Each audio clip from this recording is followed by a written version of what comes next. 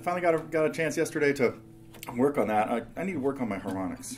Let me think about this.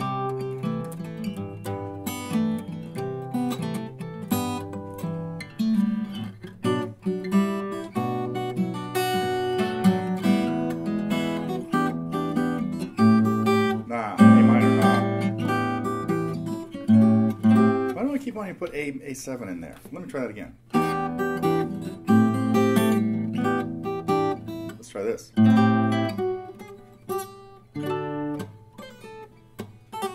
So cute watching her talk about the bloop.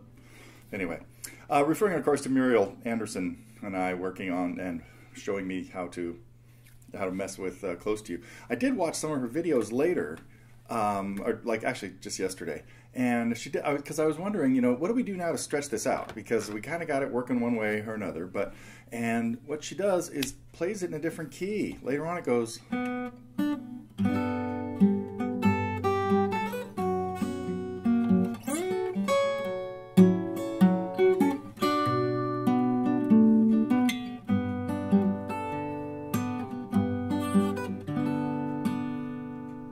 What is it? Oh, it's a D6.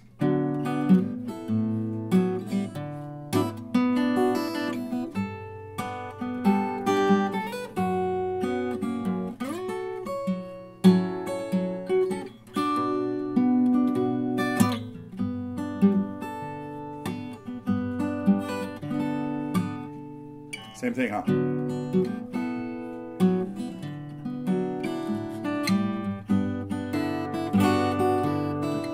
Then this is where she changes back.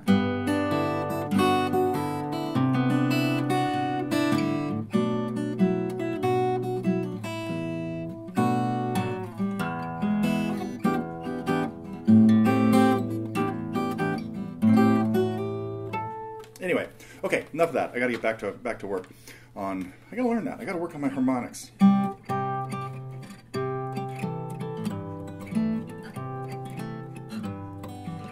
That was better. Moving around while you're hitting bass notes. Actually, I should tell you what else I've been. No. Let's go through the news first. Then I'll try to remember to tell you. I had a really interesting lesson. Learned my own lesson this week. I couldn't believe it. But I'll come to that later. Let me tell you what's going on first. It's February 1st, and I think a lot of the country is really freezing. I hope our friends in the Midwest, I think about some of the people I know from camp, Dr. Mike in Wisconsin, and Bob, Pete, Mark, some of our Illinois folks, and Jeff way out there way out there, all the way out in Ohio. And then of course we have Bob in the northeast too.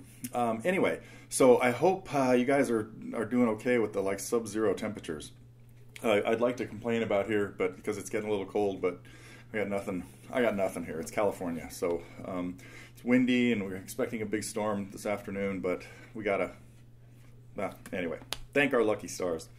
Now our friends in Phoenix. I know a lot of folks travel to Phoenix this time of year. Snowbirds, they call them, right? So, and there is another guitar league meeting coming up in Phoenix next Tuesday, the 12th. So if you're there, and one of the reasons I bring this up, two reasons. One is our good friend Bart is kind of the instigator of this, main perpetrator. And this one will be hosted, or the main presenter will be our good friend Doug Young. So Doug will be in Phoenix on February 12th at the Marriott Courtyard. So info on the Phoenix Guitar League site. Speaking of Doug, I want to thank him for pointing us to the article that he put in Acoustic Guitar just recently about home recording techniques. And he had some good advice or good suggestions. I really appreciate the suggestions that people came up with my question about pickups in my Santa Cruz guitar, which I should have back in my hands Monday. So next week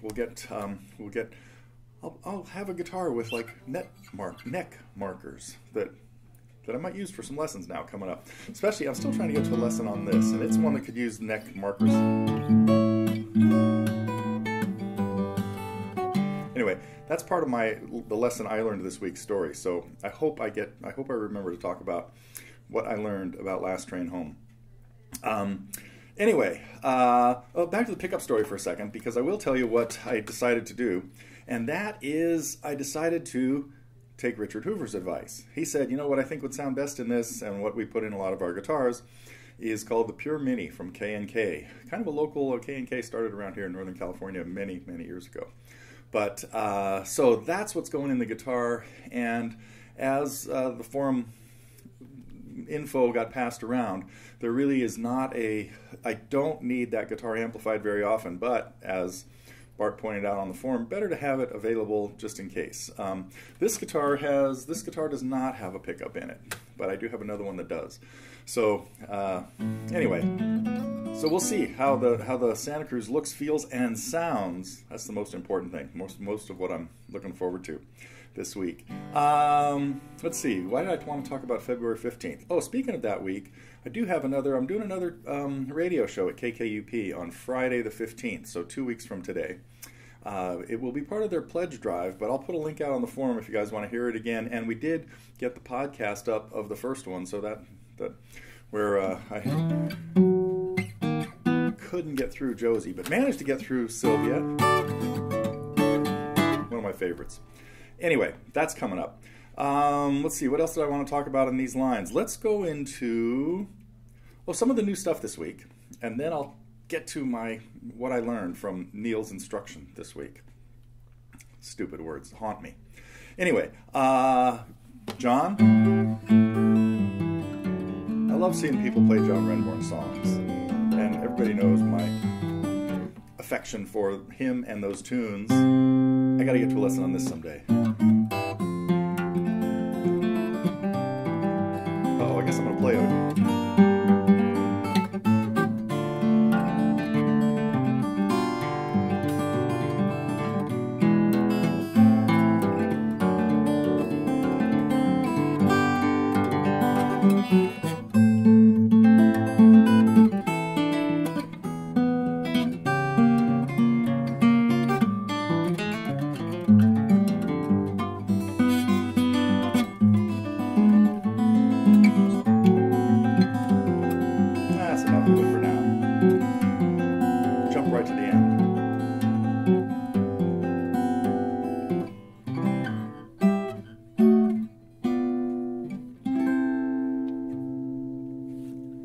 Anyway, I want to congratulate John Kellerman on doing a great job on Judy, and please, let's get some more videos for review in there. This is well, anyway, I've pleaded enough, but I hope people do get some stuff in that channel, because I love helping people out with stuff like that. Speaking of which, one of the things we saw this week was Sandy's lesson on Crying in the Rain, and I really appreciate everybody weighing in on it, and especially Vanessa helping us out with the harmony, letting us know where these notes go, that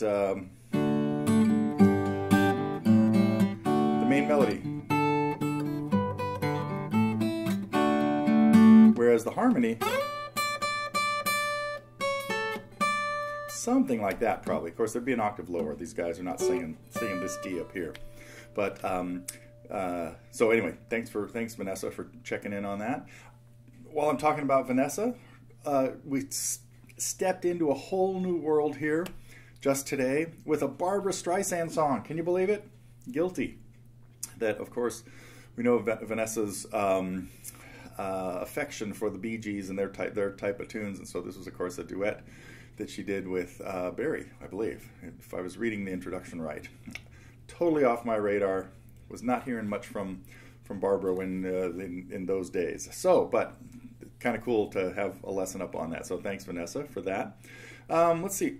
Max, we had another cool lesson from Max, Nora Jones, Don't Know Why. Now, this is interesting because I had a lesson with Lisa the other day, and she wanted to ask about Don't Know Why, and the guitar part to that is fairly difficult, particularly if you're going to try to sing the song at the same time. So you got to remember that there's a master guitar player playing this behind it while she's tinkling along on the piano and singing the song.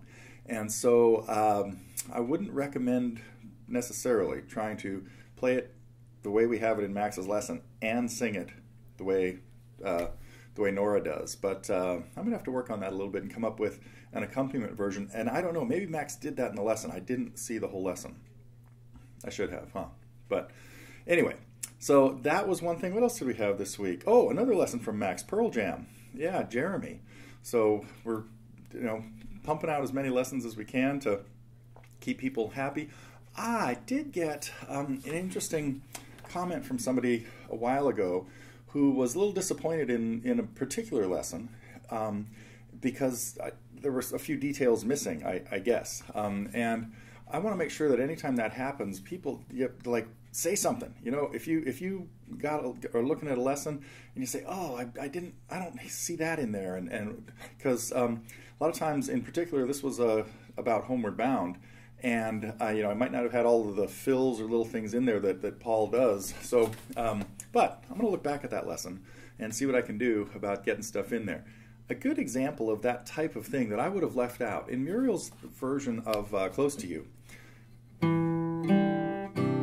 She talked about if you go back and watch the verse, the video, where she was showing me how to play it. I didn't quite hear how she was putting this together, this melody, and she talked about the bass player doing this little descending thing down to C.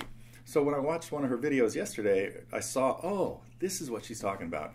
She's trying to get the effect of the bass player dropping down to a C while the vocalist is, of course, doing. That was the effect she was looking for.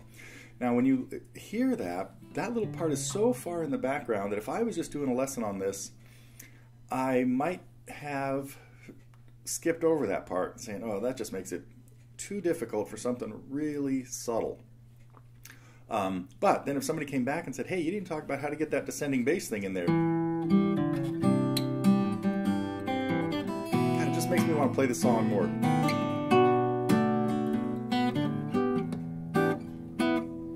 Anyway, so please let me know anytime, and this is the best place to put this kind of request or oversight of mine is on the forum. I will see it there. If you just put it like on the song that it was on, it's not as good a chance that it's going to come to my attention. So anyway, okay, let me check my list again. Anything else I want to talk about? We got Guilty, we got Pearl Jam. Oh, a new pack. We put out a 5-pack of Alice in Chains for those who like their songs kind of themed by artists. So that's one of the new things. And I think I've gone through everything on this list today. This list is really jumbled. Sometimes it's like 5 or 6 really clear-cut, outlined things. This one, it's like scribbled all over the page because I was a little scattered this morning as I was trying to put it together. Okay, what I want to tell you about that I was hoping not to forget, and now I'm not. My arrangement of Last Train Home, that I swear I'm going to get to a lesson on this soon, and I do have half of it written out, but part of it is just the difficulty of keeping this thing rolling while things are going on, but I'll talk about that in the lesson. It was also like what I just talked about with Muriel, stretching out Close to You. To make it interesting, she brought it into a different key and, you know, took what otherwise would just be maybe a 2-minute song and made it a 4-minute song by some variations on what happened in there. And so with Last Train Home, I decided, oh, this will work, and Muriel and I talked about this on camera when she was here. I thought, oh, let's just take it up an octave. So after this, wait a minute.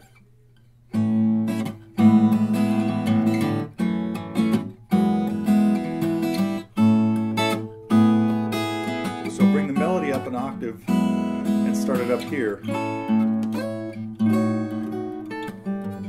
not quite getting in the groove of this. Hang on a second. There we go.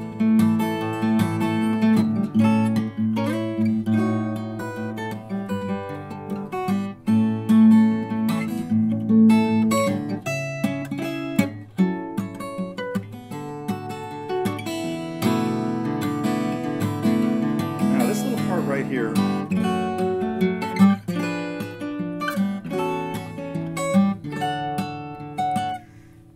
I just missed it every time I played it. And I thought, oh, let's just play it again. And so what I would do is, because it's so much fun to play, I just went back to the beginning every time and said, I can't just start in the middle of this. I got to just do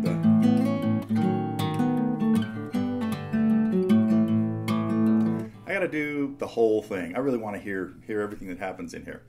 And so But once I started working on, and every time I get to this part, it would usually come out like this. Well, this part was easy. The part I botched coming up later was this. Starting right here.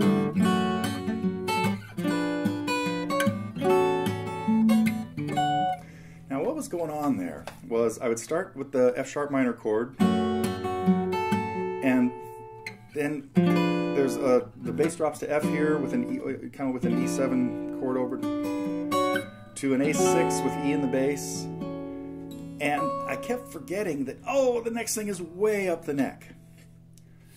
So the two mistakes I made were I didn't just keep starting at the hard part.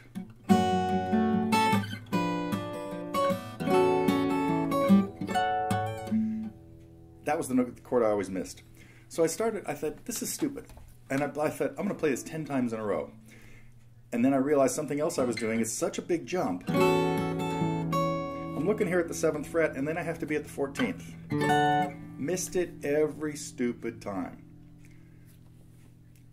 What do I tell students when you have a big change to make with your position? Right? You don't have to stop the tape. Get your eyes there first. And I was not doing that. I was playing the C chord, and I was watching this note at the 9th fret, and then I was leaving for the 14th, and I never got there because I wasn't looking there soon enough. And after I played this once or twice in a row and remembered my advice, look at the fret, don't look at your hand, it came out like this.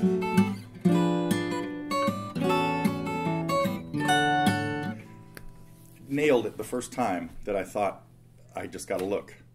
And I thought, oh, that was just lucky. Try it again. Hit it like I couldn't miss it anymore because I looked there soon enough. So that is 2 pieces of advice for stuff you're practicing that is difficult. Just play the difficult part over and over and over. Okay? Isolate it and just concentrate on it. Then when you think you have it, go back a little further. You don't have to go all the way back to the beginning, like into the next screen, but and kind of roll into it. And the biggest one is look at the fret that you're going to. If you're going to play something like this, I'm looking at the 7th fret now.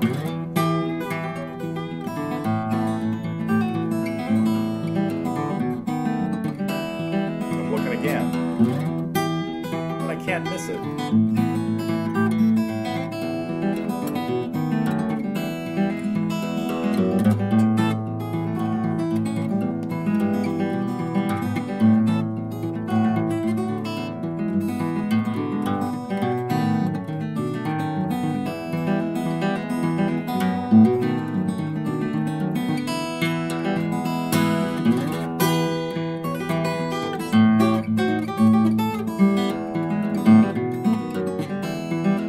This song's on my mind right now. When I was doing Dave Stafford's show at KKUP last week, I was driving in. I think I might have mentioned this on the radio. I heard this song on over the airwaves, but it was a bluegrassy version of it.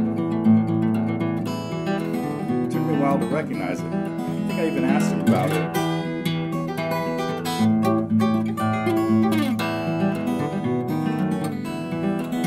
Me to play it, or he said, hey, you ought to play that while you're on the air. I thought, oh yeah, that'd be kind of cool. And he said, oh, because a lot of guitar players are like measured by their version of the last steam engine train. I thought, oh, that's the last thing I want to do is get into a guitar competition.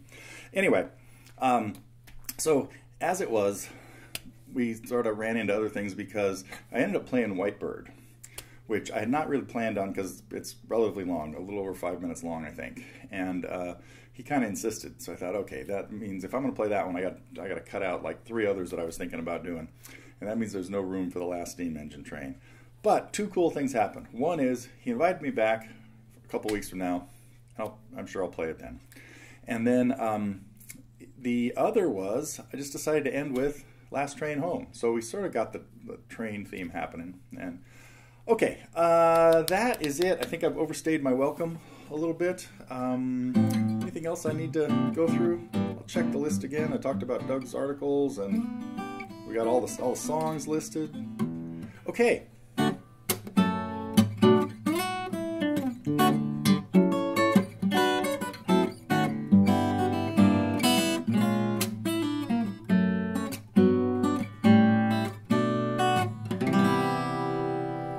out of here.